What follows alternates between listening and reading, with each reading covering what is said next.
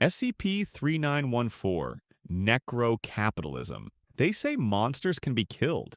This one cannot because it isn't flesh. It's a boardroom, a polished table, men and women in tailored suits who sign contracts in blood and balance their ledgers with corpses. The Foundation calls it SCP-3914, but the name whispered in certain graveyards is simpler. Necrocapitalism.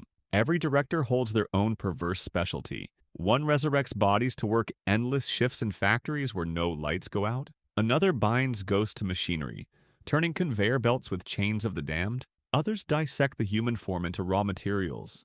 Skin becomes leather, marrow becomes oil, grief itself becomes currency. It doesn't storm through cities or break walls. It spreads quietly the way rot does beneath floorboards. When a death certificate is signed, when a body is lowered into earth, there's a chance the signature on that paper belongs not to a doctor but to them. The dead do not rest.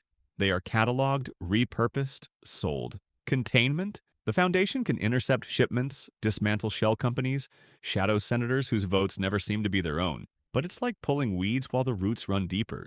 Necrocapitalism isn't an anomaly locked in a chamber. It's an economy, and an economy doesn't sleep. It only grows. Even in death, you are profitable, especially in death. SCP-1048, Builder-Bear. The teddy bear waves. That's how it begins. A small, stitched figure no bigger than a child, padding along corridors like it belongs there. Security calls it SCP-1048. Staff call it the Builder-Bear. At first, they smile. It doodles crude sketches on scraps of paper. It hops like a toy brought to life by some benevolent magic. But the smile never lasts. The bear builds. That's its gift. Its compulsion.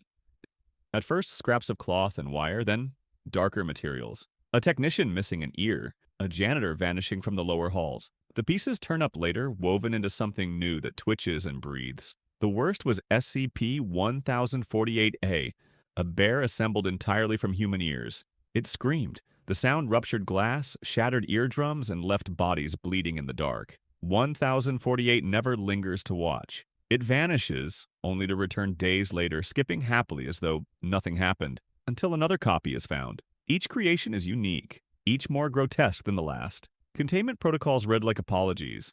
Allow limited freedom of movement. Monitor closely, but no door has ever held it for long. The bear slips through cracks, charms its audience, and harvests what it needs. The danger isn't claws or size, it's disarming innocence. You don't fear a teddy bear, you lower your guard, and by the time you realize the mistake, it's already building again.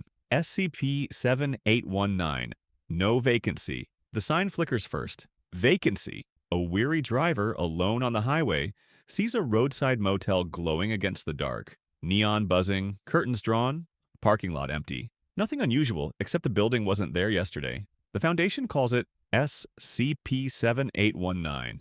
Survivors don't exist.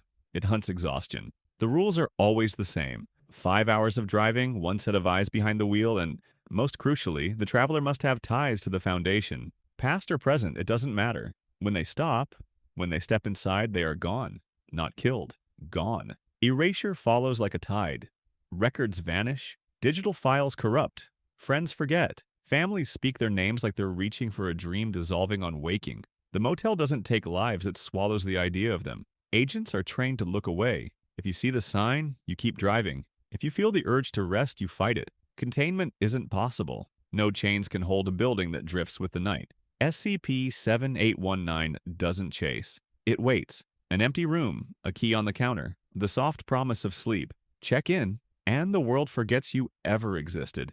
SCP-2662, Teenage Cthulhu.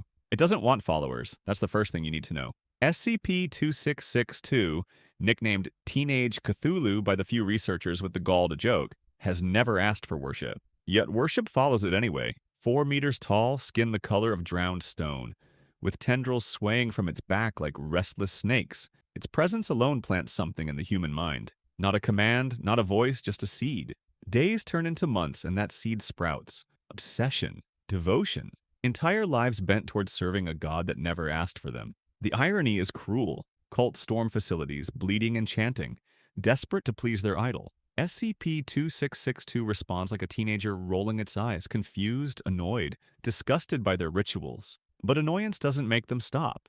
If anything, it makes them more desperate. The Foundation doesn't fear the creature's claws. It fears the gravity of its existence. 2662 doesn't mean harm, but meaning doesn't matter. Around it, meaning becomes irrelevant. People reshape their lives, sacrifice everything, convinced their devotion is holy. The horror isn't that it craves worship, it's that it can't escape it. And what is more terrifying than a god that doesn't want you, but has you anyway? SCP-2845. The deer. You could mistake it for majesty. A vast elk standing 3 meters at the shoulder, crowned with antlers sharp as spears. But the air around SCP-2845 hums with wrongness. Its fur glimmers green, its skull haloed by orbiting spheres of ice and metal. To look at it too long is to feel the rules of nature wobble. It changes matter the way an artist changes paint. Air becomes hydrogen metal. Living flesh blossoms into crystalline sculptures. Entire landscapes warp into alien geometry. None of it random. Always deliberate. Always designed. The Foundation doesn't fight the deer. They perform for it. Every day without fail, a ritual is enacted. Sacrifices, symbolic gestures, role-playing pageantry. None of it traps the beast. It only entertains it. Like a child appeased with toys, SCP-2845 tolerates containment as long as the play continues. Miss one step, one chant, one sacrifice, and the performance ends. The deer will remember it was never caged, it is not restrained by power, it is restrained by distraction. The ritual is theater, nothing more, and theater cannot last forever. SCP-804, World Without Man. At first it looked like art, a glass globe, delicate and beautiful, crafted to resemble Earth itself. Museum lights glinted off its surface. People admired it, not knowing they were staring at extinction. When SCP-804 activates, the world cracks. Cities fold into dust, monuments dissolve, people vanish like sketches erased from paper. Yet forests remain, oceans rise, animals wander through streets suddenly stripped of every trace of human touch. It is not chaos, it is correction. A calculated erasure of civilization, executed in seconds, no fire, no plague, just the silence of a reset. The Foundation keeps the sphere under constant watch because they know what it represents. This is not some alien accident. Someone built it, an ideology sculpted into glass. To its creators, humanity was the disease and SCP-804 the cure. Containment isn't about steel walls or armed guards. It's about vigilance because if this globe is ever turned again, mankind will not fall screaming. It will simply vanish. The terror of SCP-804 lies not in death. Death is natural. The globe offers something worse, a world where it looks like we were never here at all. SCP-2173. On the maps, Delmarsh, Maine still exists. On the ground, it's gone. What remains is a dome, perfectly circular, perfectly invisible, covering a square kilometer where the air itself has turned poisonous. Step across the unseen threshold and your lungs fill with carbon monoxide, chlorine, argon. No one breathes inside, not for long. The Foundation calls it SCP-2173, but locals whisper of the bubble. Instruments sent in are corroded or destroyed. Oxygen tanks transform into poison the moment they pass through. Communication is severed. The dome doesn't allow sound, light, or signal to escape. And yet there are shapes moving within. 2 meters tall, vaguely human, wielding tools or weapons that gleam in the haze. They seem to acknowledge each other but never leave. No one knows if they are prisoners, invaders, or survivors of some older catastrophe. Mexican Standoff is what the Foundation settled on. 2 sides locked in endless deadlock. Humanity watches from outside, they watch from within. Neither can move. Neither can yield. The fear isn't what they are doing inside. The fear is what happens if the barrier collapses, and they finally decide to step out. SCP-3076. It looks fragile. An albino black-billed magpie perched on a branch, feathers pale as chalk. A bird so small it should vanish into the sky.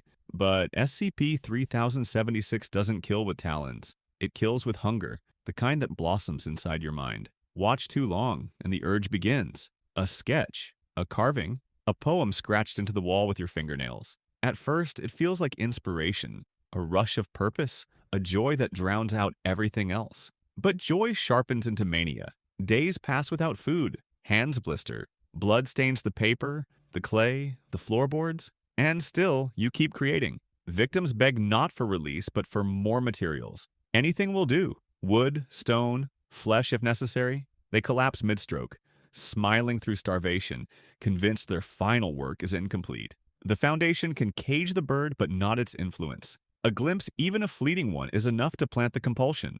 Researchers cover their eyes, avert cameras, whisper warnings like prayers. SCP-3076 proves destruction doesn't always roar. Sometimes it whispers through the joy of creation, until nothing remains of the creator, except the art left behind.